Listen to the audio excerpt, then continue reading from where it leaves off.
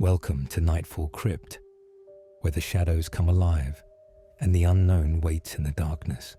I stood in my parents' bedroom, the dim glow of a bedside lamp casting long shadows across the walls.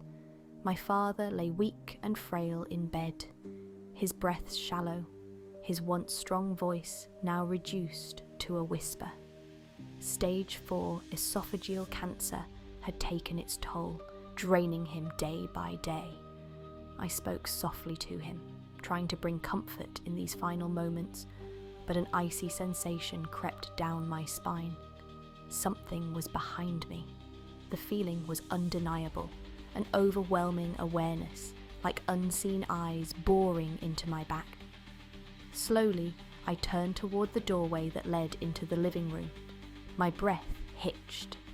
There, peeking around the corner, was a figure.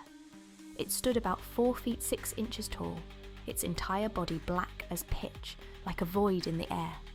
Its hands gripped the door frame, fingers curling just slightly over the edge. Though it had no visible eyes, I knew, somehow, I was being watched. Panic surged through me. My heartbeat thundered in my ears as adrenaline took over.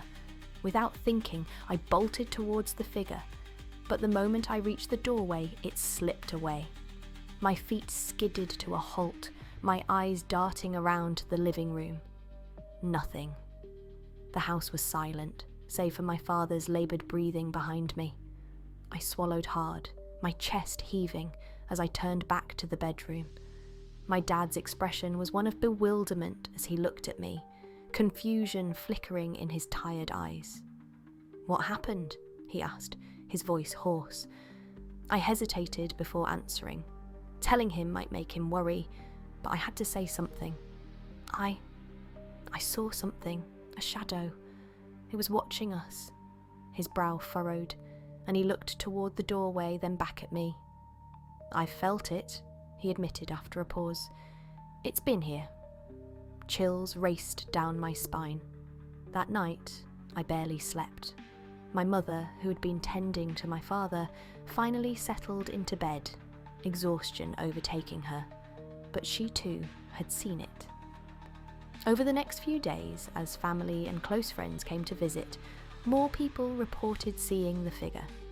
It was never in the same place twice, sometimes at the edge of the hallway, other times lingering in the kitchen or outside my father's room. My mother saw it most often, catching glimpses in the middle of the night, always watching, always waiting. The atmosphere in the house grew heavy, an oppressive weight pressing down on us all. The air felt thick with something unspoken, something unseen but deeply felt. The figure never acted, never moved toward us, but its presence was enough to unnerve even the most skeptical visitors. Then one night, everything changed. I awoke to my mother's strangled gasp. I shot out of bed, rushing to my father's room. My mother stood frozen at the foot of his bed, her eyes locked onto something in the corner. It was there. The shadow stood, closer than ever before. This time it was inside the room, its form barely distinguishable from the darkness.